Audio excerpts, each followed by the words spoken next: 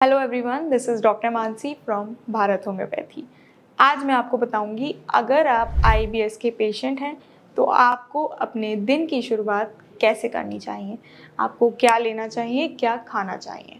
उससे पहले हम जान लेते हैं आईबीएस क्या होता है।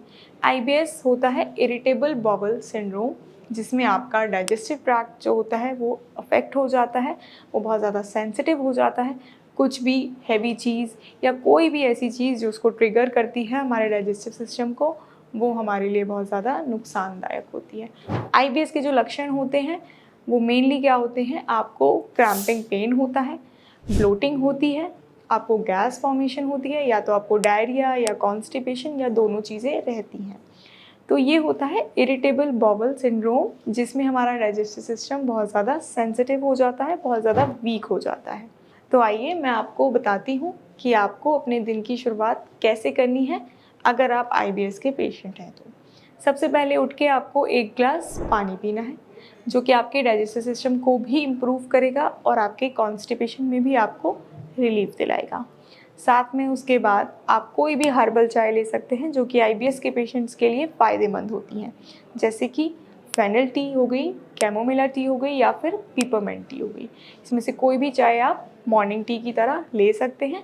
ये आपको फ़ायदा करेगी। आपके जो बॉवल के सिम्टम्स आ रहे हैं, जो पेन है, जो डाइजेस्टिव इश्यूज़ आ रहे हैं, वो थोड़े से रिलैक्स हो सकते हैं।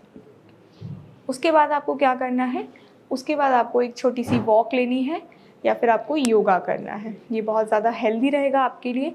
अगर आप छोटी सी वॉक या फिर योगा करते हैं तो जो आपके बॉवल मूवमेंट हैं वो थोड़े से रेगुलेट होंगे।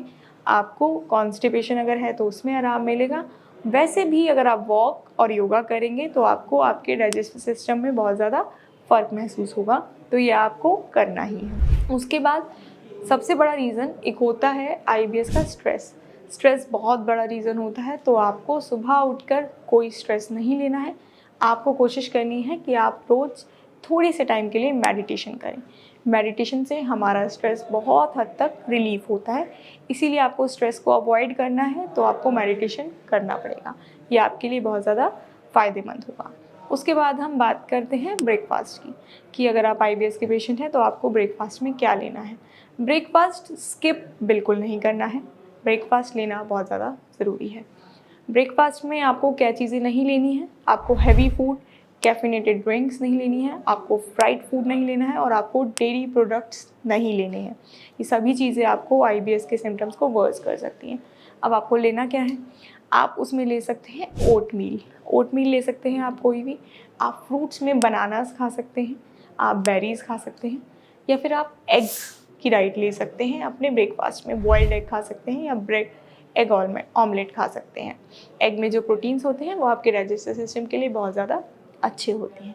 तो इस तरीके से आपको अपने दिन की शुरुआत करनी है। अगर आप इस तरीके से अपने दिन की शुरुआत करेंगे तो आपका जो दिन है वो बहुत अच्छा जाने वाला है, क्योंकि आपने मॉर्निंग में ही अगर इतनी हेल्दी डाइट और इतने हेल्दी रिचुअल्स अपनाएंगे तो आपका दिन अच्छा जाएगा। आपके आईबीएस के सिम्टम्स जो हैं वो पूरे दिन रिलीफ रहेंगे।